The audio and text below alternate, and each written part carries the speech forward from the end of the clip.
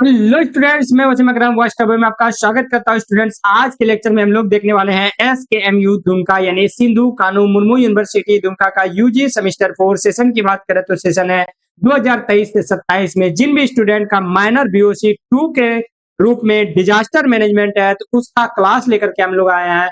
यह है आपका लेक्चर नंबर 1 और इसमें हम लोग पढ़ेंगे एक चैप्टर जिनका नाम है concept and reduction of disaster risk. यानी डिजास्टर रिस्क का क्या कॉन्सेप्ट है, इसको हम लोग कैसे कम कर सकते हैं, इन चीजों के बारे में थ्योरी पढ़ेंगे आज के लेक्चर में। क्या पढ़ेंगे? थ्योरी पढ़ेंगे। तो ध्यान रखिएगा, हम लोग पहले थ्योरी पढ़ेंगे, फिर इसी चैप्टर का हम लोग जो है क्वेश्चन करेंगे, क्योंकि इसमें सब्जेक्टिव क्वेश्चन आएगा, आपको लिखना पड़ेगा। लॉन्ग क्वेश्चन आएगा, शॉर्ट क्वेश्चन आएगा, वेरी शॉर्ट क्वेश्चन आएगा। तो आपको मैं बताऊंगा आपको कैसे लिखना है, क्या लिखना है, वो सभी चीजें डिस्कस करूंगा। लेकिन पहले आपको इस तरह से थ्योरी समझना तो होगा ना, समझे? तो ये लेक्चर नंबर 1 है। इसी तरह से आएगा लेक्चर 17-18 लेक्चर होगा, क्या दिक्कत है?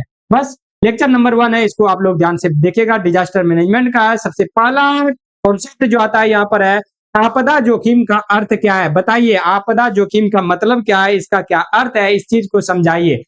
डिजास्टर रिस्क बोलते हैं आपदा जोखिम, यानी कि डिजास्टर यानी आपदा से क्या नुकसान है, क्या रिस्क है, क्या खतरा है, इस चीजों को बताइएगा। क्या चीज है, इसको समझते हैं। देखिए, होता क्या है कि भूकंप का नाम सुने हैं, भूकंप को भी हम लोग आपदा कहते हैं। सुनामी का नाम सुने हैं, वो भी आपदा है। ठीक है? कहीं आग लगते हुए सुना है कि आग लग गया, वो भी आपदा है। कहीं मान के चलिए कोरोना फैल गया, वायरस फैल गया, वो भी आपदा है। तो ये आपदा होता है, आपदा जो का जो खतरा होता है, चाहे भूकंप हो, सुनामी हो, कोई बीमारी फैलने का जो खतरा होता है, इसी खतरे को हम लोग आपदा जोखिम कहते हैं। सीधा सीधा समझ गए? तो इसको हम लोग किताबी लैंग्वेज में समझते हैं। आपदा जोखिम वह संभावित नुकसान है, यानी कि ऐसा नुकसान जो किसी खतरे के कारण आता है, ऐसा नुकसान जो किसी खतरे के कारण यानी भविष्य में हो सकता है। जो क्या हो, भविष्य में हो सकता है, लेकिन कोई जरूरी नहीं है कि ये केवल जो है खतरे पर ही निर्भर करता है। कोई जरूरी नहीं है कि ये केवल खतरे पर निर्भर करता है, बल्कि इस भी निर्भर करता है कि समाज कितना तैयार और सुरक्षित है। मतलब ऐसा कहा जाता है कि आपदा जोखिम कहते हैं किसको है? Disaster risk. डिजास्टर रिस्क उस नुकसान को कहते हैं जो खतरे के कारण होता है, जो खतरे के कारण भविष्य में नुकसान हो सकते हैं। जैसे कि भूकंप अगर कहीं पर आ जाए तो जो नुकसान होगा उसी को हम लोग कहते हैं डिजास्टर रिस्क। बात समझे? जो नुकसान होगा उसी को हम लोग कहते हैं डिजास्टर रिस्क। लेकिन कि ऐसा भी नहीं है कि जितनी नुकसान हो गया सिर्फ उसको हम लोग डिजास्टर रिस्क कहेंगे, बल्कि डिजास्टर रिस्क जो है यानी भूकंप का खतरा इस बात पे भी निर्भर करता है कि आपका समाज कितने तैयार और सुरक्षित था। मान के चलिए, बड़ा बड़ा घर, बहुत बड़ा बड़ा बिल्डिंग बना लिया, भूकंप आ गया तो आप बिल्डिंग से निकल ही नहीं रहे, आप तैयार ही नहीं है भूकंप को सहने के लिए। आप जो घर बनवाए हैं वो भूकंप में ढह जाने वाला घर बनवाए हैं, तो आपको नुकसान ज्यादा होगा। बात समझे? और कोई मान के चलिए छोटी मोटा घर है, लकड़ी का घर है, का घर है, टीन का घर है, उनको नुकसान होगा। या कोई ऐसा मकान बनवाया है जो भूकंप रोधी हो, भूकंप आने पे भी उसको ज्यादा खतरा ना हो, तो उसको कम खतरा होगा। मत समझे? तो वही कहते हैं कि डिजास्टर रिस्क यानी कि आपदा का जो जोखिम है, ये किसको कहते हैं? ये एक नुकसान है जो खतरे के टाइम पे होता है भविष्य में, यानी कि खतरे के कारण जो भविष्य में होने वाला नुकसान है उसको हम लोग आपदा जोखिम या डिजास्टर रिस्क कहते हैं। लेकिन फिर तो क्या है कि लेकिन यह केवल खतरे पर निर्भर नहीं करता है, बल्कि इस बात पर भी निर्भर करता है कि आपका समाज कितना तैयार है इस चीज को झेलने के लिए, आपका समाज कितना सुरक्षित है। अर्थात यानी कि खतरा या जोखिम की में स्थित जो लोग हैं उनकी कमजोरी जितनी अधिक होगी रिस्क उतना बढ़ेगा, लेकिन क्षमता जितनी अधिक होगी रिस्क उतना ही कम होगा। तो रहा है कि खतरा या जोखिम की स्थिति में डिजास्टर रिस्क के टाइम पे लोग अगर जितना ज्यादा कमजोर रहेंगे, वहां पर सुविधाएं जितनी कम रहेगी, खतरा उतना अधिक रहेगा। मान के चलिए बाढ़ आ गई, बाढ़ को रोकने के लिए आपके पास पर्याप्त संसाधन नहीं है, ठीक है, पर्याप्त नाव नहीं है, संसाधन नहीं है, तो आपको जान माल की ज्यादा क्षति होगी। आप ऊंचाई पर नहीं पहुंच पाए तो आपको ज्यादा नुकसान होगा। वहीं अगर कोई मान के चलिए जिसकी क्षमता है कि उसके पास 10 नाव है, एक गांव में मान के चलिए बाढ़ आया, ठीक है, अब देखिए, यदि नदी किनारे एक बस्ती है, कमजोर घर है और वार्निंग सिस्टम नहीं है तो फ्लड का रिस्क अधिक होगा। कह रहा है एक गांव है, मान लेते हैं एक गांव है, उस गांव में बाढ़ आया, ठीक है, 2 गांव है। पहला गांव जिस गांव में बाढ़ आया, उन लोगों को पहले से पता था कि मेरे गांव में बाढ़ आ सकता है, तो उन्होंने जो है 10-20 नाव तैयार करके रखा था कि बाढ़ जैसे ही आएगा, मोटा-मोटा जो मेन सामान है उसको नाव पे लोड करेंगे, सब आदमी जो है वो ऊंचाई की तरफ हम लोग चले जाएंगे बाढ़ आने से पहले।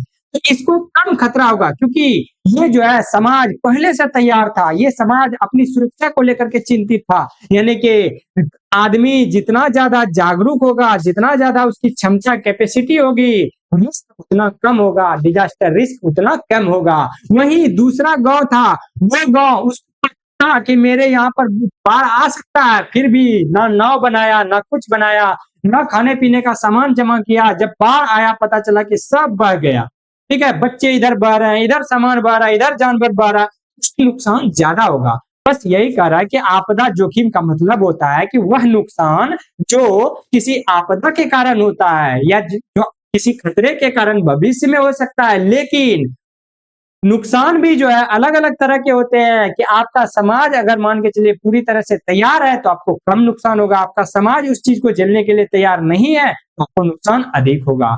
इसीलिए डिजास्टर रिस्क जो है एक संयुक्त अवधारणा है, जिसमें हज़ार्ड भी शामिल है, एक्सपोज़र भी शामिल है। क्या-क्या होता है इन चीज़ों को समझाएँगे कि हज़ार्ड किसको कहते हैं, एक्सपोज़र किसको कहते हैं, और वल्नरेबिलिटी भी शामिल है और कैपेसिटी भी शामिल है। इन सभी चीज़ों पर आधारित होता है।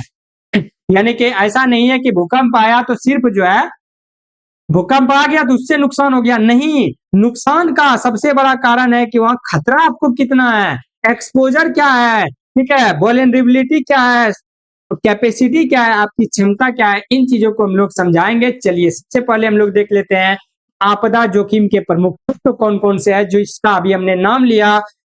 ठीक है, कि ये चीज शामिल है आपदा जोखिम में। अभी हमने जो नीचे नाम लिया, हजार्ड, एक्सपोजर, वल्नरेबिलिटी, कैपेसिटी, इन सभी चीजों को हम लोग यहाँ पर डिस्कस करेंगे। सबसे पहले हम लोग देख लेते हैं, सबसे पहला चीज है आपदा जोखिम का। कोई भी आपदा होता है ना, तो सबसे पहला फैक्टर होता है हजार्ड, यानी कि खतरा। खतरा क्या है? खतरा वह घटना जो नुकसान पहुंचा सकती है। यानी खतरा किसको कहते हैं? जैसे भूकंप को हम लोग खतरा कह सकते हैं, जैसे बाढ़ को हम लोग खतरा कह सकते हैं, जैसे साइक्लोन यानी चक्रवात को हम लोग खतरा कह सकते हैं, फायर यानी कि आग को हम लोग खतरा कह सकते हैं, कोई केमिकल लीक कर गया उसको हम लोग खतरा कर सकते हैं, कोई वायरस फैल गया उसको हम लोग खतरा कर सकते हैं। तो हजार्ड किसको कहते हैं? हजार्ड यानी खतरा का मतलब होता है कि वह घटना जो आपको नुकसान पहुंचा सकती है, उस घटना को हम लोग हजार्ड कहते हैं, उस घटना को हम लोग खतरा कहते हैं जो हमें नुकसान पहुंचाती है। बात समझे? जो हमें जैसे बिच्छू अगर किसी को काटा तो आपके लिए खतरा क्या है? बिच्छू है। बात समझे? तो भूकंप नुकसान पहुंचाया तो आपके लिए भूकंप खतरा है, बाढ़ नुकसान पहुंचाया तो आपके लिए बाढ़ खतरा है, उसी तरह से साइक्लोन नुकसान पहुंचाया तो आपके लिए साइक्लोन खतरा है, आग नुकसान पहुंचाया तो आग खतरा है। एक्सपोजर क्या है? एक्सपोजर होता है कि खतरे वाले क्षेत्र में मौजूद जितने भी लोग हैं, यानी कि जहां पर भूकंप आया, जहां पर बाढ़ आया, वहां पर जितने भी लोग हैं, जितने भी मकान है या जितनी भी संपत्तियां हैं, उस चीजें को हम लोग एक्सपोजर कहते हैं। तो याद रहेगा, यानी कि खतरे के टाइम पे खतरे वाले क्षेत्र में जितने भी लोग, मकान, संपत्ति, जानवर, जो भी चीज वहां पर मौजूद हो, हीरे जवाहरात, मकान, बिल्डिंग, जो भी चीजें मौजूद हो, उस चीज को हम लोग एक्सपोजर कहते हैं। समझ गए? भूकंप आया तो भूकंप को हम लोग खतरा बोल सकते हैं, हजार्ड बोल सकते हैं। लेकिन भूकंप के कारण मान के चलिए भागलपुर में भूकंप आया तो भागलपुर में जितने भी लोग, जान माल, घर, होटल, जो भी चीज बोल सकते हैं, मंदिर, मस्जिद, ये सभी चीज कहलाएगा एक्सपोजर। जिसको नुकसान हो सकता है वो कहलाएगा एक्सपोजर। देखिए तीसरा जो फैक्टर है वो है वल्नरेबिलिटी, यानी संवेदनशीलता। संवेदनशीलता, वल्नरेबिलिटी यानी कि वे कमियां जिनके कारण नुकसान अधिक होता है, उस चीज को हम लोग बोलते हैं संवेदनशीलता। नहीं बोलते हैं ये चीज बड़ा संवेदनशील है, मतलब नाजुक है, ये चीज बड़ा नाजुक है। जैसे संवेदनशीलता में क्या आ सकती है? गरीबी, गरीबी भी जो है एक तरह से संवेदनशीलता कहलाती है। अगर गरीबी रहेगी, मान के चलिए एक गांव है जहां पर बहुत ज्यादा गरीबी है, वहां पर कोई अमीर व्यक्ति नहीं है, तो नाव कैसे बनाओगे जी? खाने पीने का सामान 1-2 महीना का जमा कैसे करोगे? पैसा ही नहीं है तो। बात समझिए? तो गरीबी भी एक संवेदनशीलता है, गरीबी के कारण भी खतरा अधिक हो सकता है। हाँ, कच्ची इमारतें, कच्ची इमारत के कारण भी खतरा अधिक हो सकता है। बाढ़ आ गया, कच्ची इमारत ढह गया तो नुकसान ज्यादा हो गया ना अर्थव्यवस्था का। बात समझे? तो ये चीजें हैं, ठीक है। शिक्षा की कमी जो है ये भी एक संवेदनशीलता है कि अगर आपके पास शिक्षा की कमी है, आप जागरूक नहीं है, तो इसका भी नुकसान आपको झेलने के लिए मिल सकता है। जैसे हम शिक्षा की अगर कमी नहीं रहेगी तो आपको पता ही नहीं रहेगा कि भूकंप के टाइम पे खुले मैदान में जाना चाहिए। आप आराम से बिल्डिंग में रह रहे हैं, जब बिजली कड़के तो उस टाइम मोबाइल बंद कर लेना चाहिए, आपको नॉलेज ही नहीं है, ठीक है। तो ये नुकसान ज्यादा हो सकता है, ठीक है। तो शिक्षा की कमी जो है, शिक्षा की कमी के कारण संवेदनशीलता बढ़ती है। संवेदनशीलता किसको कहते हैं? ऐसी कमी जिसके कारण नुकसान और बढ़ जाता है। जैसे शिक्षा की कमी, जैसे कच्ची इमारत, गरीबी, महिलाएं, बच्चे, ये सभी संवेदनशीलता है, यानी नाजुक चीजें हैं जो खतरे के टाइम पे ज्यादा नुकसान पहुंचाती है। चलिए, चौथा चीज है कैपेसिटी, यानी कि क्षमता, यानी आपदा से लड़ने की ताकत और तैयारी कैसी है आपकी। यानी कोई नुकसान हो गया, मान के चलिए आग लग गया कहीं पर आपके खेत में, तो आग बुझाने के लिए क्या आपके पास पर्याप्त टीम है, प्रशिक्षित टीम है, यानी कि जागरूक लोग हैं जो आग बुझाना जानते हैं, ठीक है।